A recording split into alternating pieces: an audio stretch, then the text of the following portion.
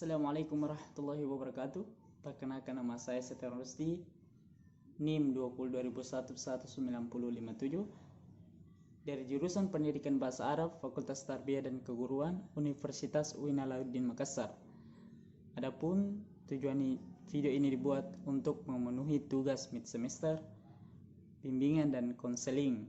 Baik, yang pertama itu pengertian bimbingan dan konseling. Menurut Prayitno, bimbingan dan konseling adalah pelayanan bantuan untuk peserta didik, baik secara perorangan maupun kelompok, agar mandiri dan bisa berkembang secara optimal dalam bimbingan pribadi, sosial, belajar maupun karir melalui berbagai jenis layanan dan kegiatan pendukung berdasarkan norma-norma yang berlaku. Baik, yang kedua itu manfaat dari mempelajari bimbingan dan konseling. Yang pertama, mengetahui emosi manusia. Orang yang mempelajari ilmu bimbingan dan konseling akan memiliki kemudahan dalam memahami pemikiran, sudut pandang, perasaan, sampai mereka mau melakukan suatu hal. Yang kedua, memahami karakter diri lebih dalam. Saat ini, banyak orang yang ingin mengetahui kepribadian diri yang sesungguhnya, sehingga mereka bisa berubah menjadi pribadi yang lebih baik lagi. Untuk mengetahui karakter diri yang lebih dalam, kita bisa mempelajari ilmu bimbingan dan konseling.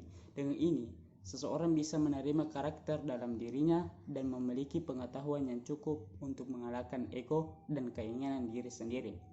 Yang ketiga, mempermudah proses adaptasi dengan lingkungan sekitar. Yang keempat, mendapatkan ilmu baru. Yang kelima, memikirkan solusi daripada penyebab suatu masalah.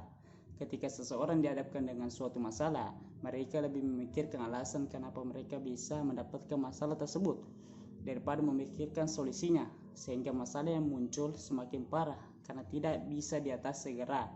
Untungnya, ilmu bimbingan dan konseling mempersiapkan peminatnya untuk menjadi seseorang yang memiliki sifat problem solver daripada problem winner, sehingga ketika berpapasan dengan suatu masalah, orang itu akan segera memikirkan solusinya agar masalah itu cepat selesai. Yang ketiga, tahapan dalam proses bimbingan konseling. Secara umum, proses konseling memiliki 4 tahap. Yang pertama, membangun hubungan. Tujuan dari membangun hubungan ini adalah agar klien dapat menjelaskan masalahnya, keprihatinan dan kesusahan-kesusahan yang dimilikinya, serta alasannya datang pada konselor. 2. Identifikasi dan penilaian masalah. Dalam tahap ini, konselor mendiskusikan dengan klien apa yang mereka ingin dapatkan dari proses konseling ini, terutama bila pengungkapan klien tentang masalahnya dilakukan secara samar-samar. Yang ketiga, memfasilitasi perubahan terapeutis. Dalam tahap ini, konselor mencari strategi dan intervensi yang dapat memudahkan terjadinya perubahan. Keempat, evaluasi dan terminasi. Dalam tahap ini, konselor bersama klien mengevaluasi terhadap hasil konseling yang telah dilakukan. Indikatornya adalah sampai sejauh mana sasaran tercapai, apakah proses konseling membantu klien atau tidak. Tahap ini ditutup dengan terminasi. Dalam tahap terminasi, konselor bersama klien menyimpulkan semua kegiatan yang sudah dilalui dalam proses konseling.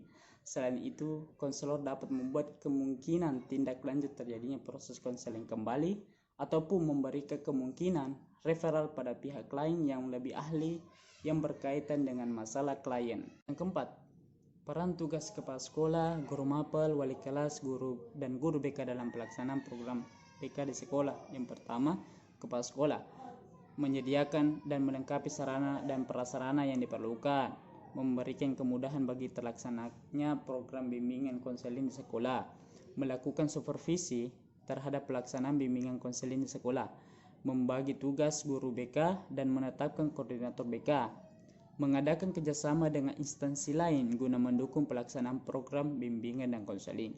Dan yang kedua, guru mata pelajaran. Pertama, membantu memasyarakatkan bimbingan konseling pada peserta didik, membantu mengidentifikasi peserta didik yang memerlukan bantuan bimbingan konseling. Ketiga, mengalih tangankan peserta didik yang memerlukan layanan bimbingan konseling pada guru BK. Yang ketiga, wali kelas. Pertama, mengumpulkan data tentang peserta didik. 2. Menyelenggarakan penyuluhan, meneliti kemajuan dan perkembangan peserta didik, pengaturan dan penempatan peserta didik, dan mengidentifikasi peserta didik sehari-hari. Yang terakhir, guru BK, memasyarakatkan pelayanan bimbingan dan konseling. 2. Menyusun program bimbingan konseling, melaksanakan program bimbingan konseling, mengadministrasikan kegiatan bimbingan konseling, melaksanakan evaluasi bimbingan konseling, melaksanakan tindak lanjut evaluasi program bimbingan konseling, mempertanggungjawabkan tugas dan kegiatannya dalam pelayanan bimbingan konseling pada koordinator. Yang kelima, pengertian bimbingan pribadi, sosial, karir, dan akademik. Yang pertama, bimbingan pribadi adalah bantuan bagi siswa untuk menemukan dan mengembangkan pribadi yang beriman dan bertakwa kepada Allah Subhanahu wa taala, mandiri serta sehat jasmani dan rohani. Contoh masalah yang dialami siswa yaitu kurang motivasi untuk mempelajari agama sebagai pedoman hidup. Yang kedua, bimbingan sosial adalah suatu bimbingan dari seseorang kepada individu agar dapat mewujudkan pribadi yang mampu bersosialisasi dan menyesuaikan diri dengan lingkungan yang baik. Contoh masalahnya, adanya teman yang tidak disukainya.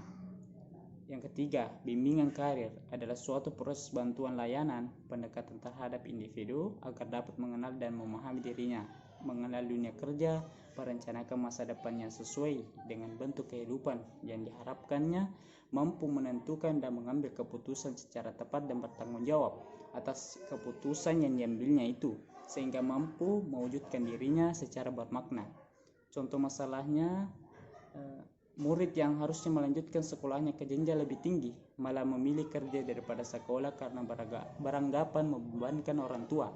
Yang kelima, bimbingan akademik adalah bimbingan dalam hal menentukan cara belajar yang tepat, dalam memilih program studi yang sesuai, dan dalam mengatasi kesukaran-kesukaran yang timbul berkaitan dengan tuntunan-tuntutan belajar di suatu institusi pendidikan. Contoh masalahnya, kurangnya motivasi belajar di mana murid merasa bosan dalam pembelajaran di kelas. Yang keenam, teknik konseling. Yang pertama, empati. Empati ialah kemampuan konselor untuk merasakan apa yang dirasakan klien.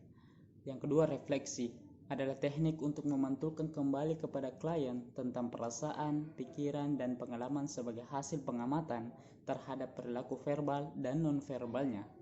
Dan yang ketiga, pertanyaan terbuka, open question.